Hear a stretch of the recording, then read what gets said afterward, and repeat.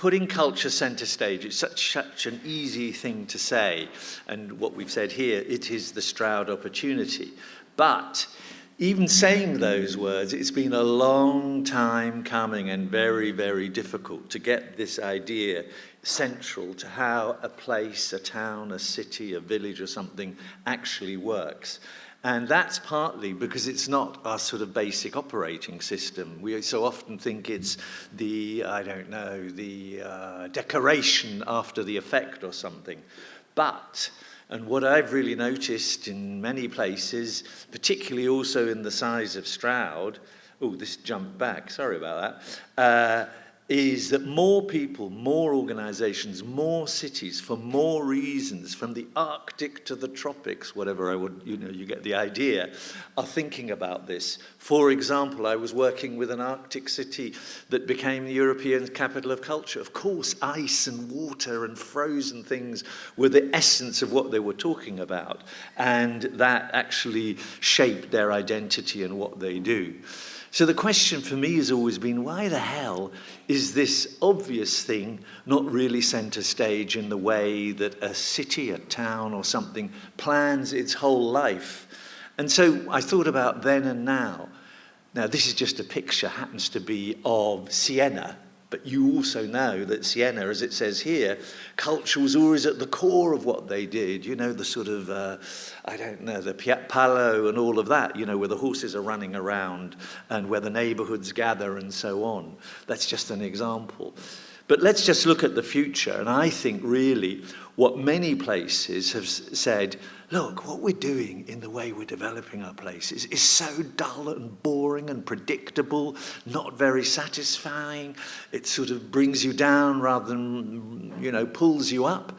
And so many people are really saying, let's actually be more alert. And one of the reasons is that people understand, we talk about the invisible hand of the market, there's the invisible hand of culture. That's the way things work. That's why Stroud District is what it is. I mean, you could say culture is, if we're talking about our district, or like in general, it's of course, it's so obvious that we forget it because it's like the air we breathe. It's like our second skin. So the unfortunate thing is sometimes people therefore forget it. But if we just look at here, it obviously responds to the place. A place near the sea is different from the place in the mountains. So it responds to place and circumstance. So here, obviously, the Stroud Valleys, the water, the land, it's not the best land in the world. The hills and so on have shaped what has become the industrial backbone of our district. So you could say then, it's the stuff, it's the raw materials, it's the resources, it's the activities, it's the traditions, it's the heritage, it's the rituals, it's, the subcultures. And subcultures are always incredibly important to create life in a place, as you know, because otherwise it just goes perhaps backwards. It's obviously also the stories.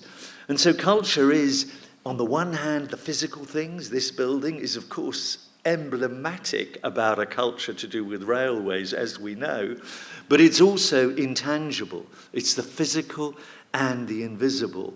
It's the stone. I know it's a bit red bricky down here, but up the top there, it's like this limestone. But it's also the invisible things that really are the texture that tie things together, that mean and make people perhaps connect and talk to each other and so on. So if we just happen to be here, we're in Stroud, obviously the market is an expression. But this here, I'm just reminding you of an event that we had here a couple of years back. It's also the reuse of places and spaces like this. And that's why I think, when I'm thinking, what gives me energy, it's this stuff. It's for good and for bad. Not everything here in the cultural context of our district is wonderful. Some of it is less good, but the role of arts, we'll come to that in a second, is obviously partly to obviate that. It's a kind of oxygen that, hey, isn't that amazing, the way things jump around? It's a kind of oxygen that actually makes you feel alive, at least for me.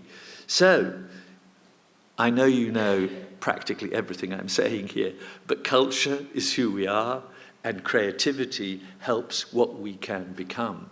And given all the issues we're going to hear about later, we do need this creativity that is embodied in, I think, every one of you here. So it's about identity, of course.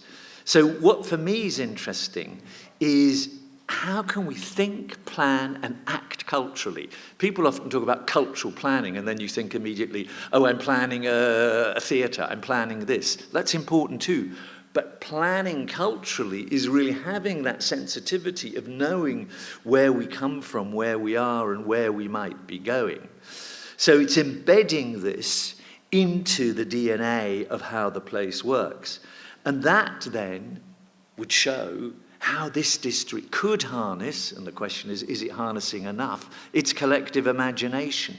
It also shapes, I think, what the towns and the villages and all the areas look and feel like, and also, hopefully, struggle against the bland. And how we build. What are the buildings we build? What are they interesting, or are they just the same as everywhere, that you just sort of go, you bland out? Or even the food we eat, how we eat it, and so on.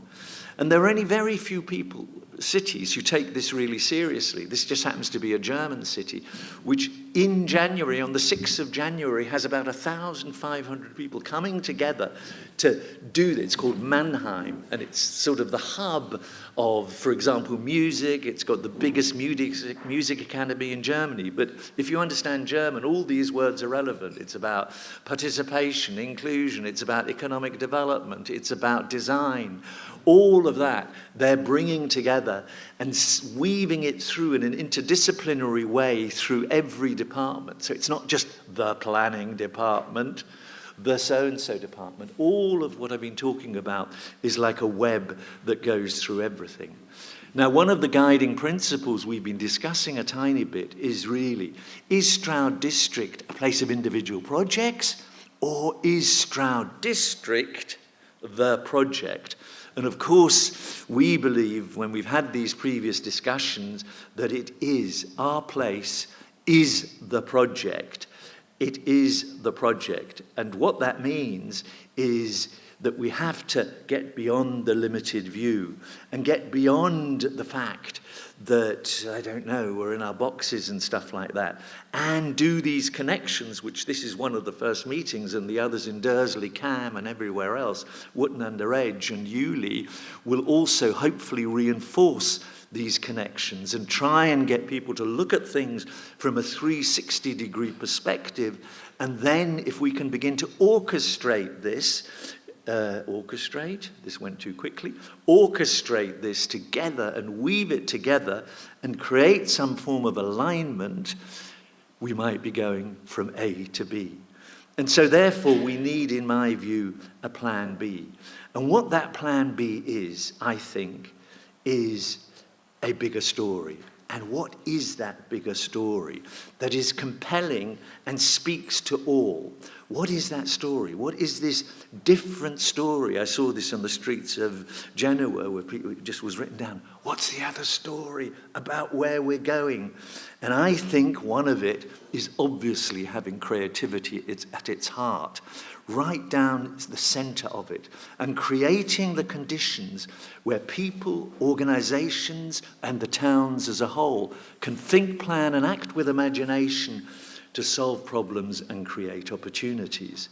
And what that implies is having, if you want to use these words, a comprehensive culture of creativity in the district. And that means social creativity, scientific, bureaucratic creativity, everything like that. And it might mean changing the rules a bit. This is a piece of art I saw in London once. So changing the way the incentives and rule systems work to make it relevant to now and the future. So it's about, obviously, regenerating trust. And this meeting is a meeting where we're trying to establish this thing. Can we get trust again so that we can have this collaborative conversation?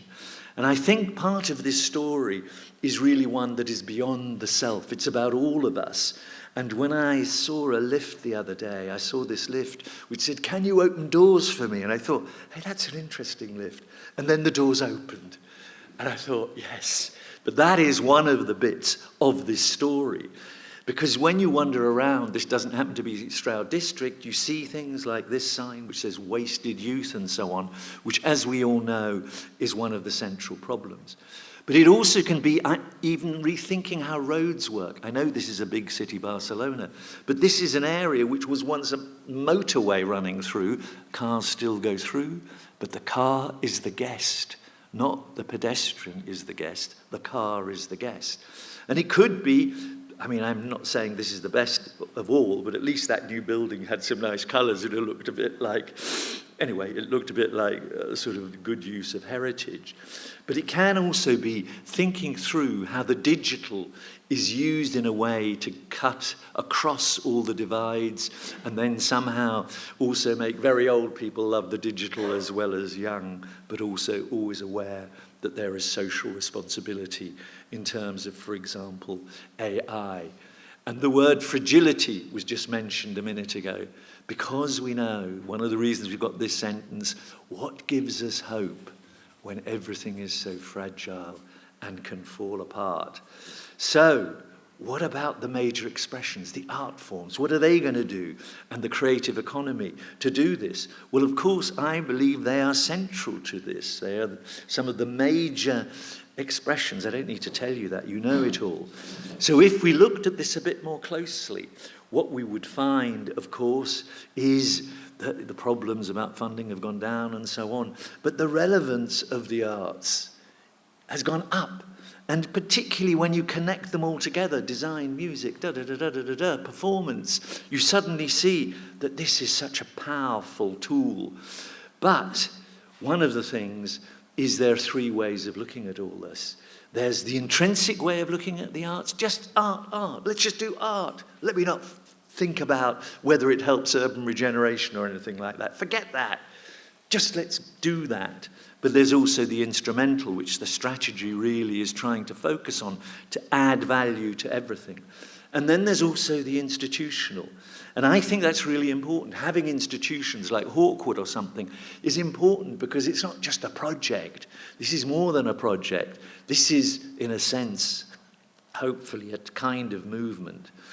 Now, one of the sentences I heard Brian Eno say, he said, I love it, artists are to the city like worms to the soil. I mean, I wish I'd bloody invented that sentence. It's absolutely brilliant. But it just sort of encapsulated to me so much of what this is about. And clearly it's about dealing with the problems of the earth. It's dealing with the footprint that is far too large. It's thinking through how you can impact upon people and say, let's move to a hydrogen economy and just give them an iconic image that makes them change their mind, like the famous Olafur Eliasson melting ice from Greenland, or this, which was in London when the ocean, whatever it's called, organisation was discussing the future. But then, of course, there's all the Stroud stuff, and I just remember the first time I came here 45 years ago, there was Dennis Gould, already then, sitting there being so anarchistic. It was great. And then, of course, we know things like the circus, and here's just a reminder of Hawkwood as an institution. So the big issue is, and I'm coming to the end now, is, what is the big issue? How do you create the art of creative city making? And Andrea's going to speak later, but he gave me the opportunity in several rooms to encapsulate what for me was important and what made great places. They are really places of distinctiveness and originality and anchorage. You know, the blue city in India, Jodhpur, or this. I'm just trying to bring examples from elsewhere. This is Calcutta. But it's the opposite of this. Everything is Coca-Cola, every bus looks the same, that is a tourist bus. It's also, you know, Tirana was horrible, but then the mayor just said, I know I'm not solving the problems, but if I paint some buildings, at least it will make us psychologically feel that we've got energy. The second point is that it's a place of nourishment and nurture.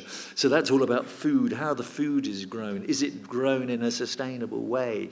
Is it the sort of food you want to eat? Does it taste good? It's our health services, all these people who support our organizations. And each time, of course, I'm always thinking the arts can have a role. We all know that you have arts in hospital, people come back and get healthier quicker. But it's also nurturing is all the people who are unemployed and really feel that they're at the edge. And then it's already been said, it's a place of communication and connection. And that can be the train, wonderful that we're here at the station. It can be all forms of transport. But it could be public art that just brings us together because we galvanize in that moment of time. And then, of course, it's a place of opportunity where anyone of any age can feel that can be more than they are. And there are opportunities there, and hopefully this strategy will give some of these opportunities. They might be small opportunities, but they might become bigger if we can invest that money into perhaps an endowment fund, and you can talk to one of the people here later about that. So opportunity and ambition is key, and this is a picture which is too messy. I'm sorry about it. Nevertheless, there's a lot going on, that's all I'm saying. And then it's finally a place of inspiration and imagination. And when looking at cities and towns around the world, this is what at least I felt. You might have a different view, it doesn't matter. But it's all these things, whether that's religion, whether that's places of special significance, whatever it is. But it's always about being awake, getting to another register of experience that gets the mind to work. And finally, there was a sentence by a guy who was one of the first planners ever. He was a biologist and a planner, Patrick Geddes, look him up. And he said, a city is more than a place in space. It's a drama in time. And I hope we're beginning that drama now. Thank you very much.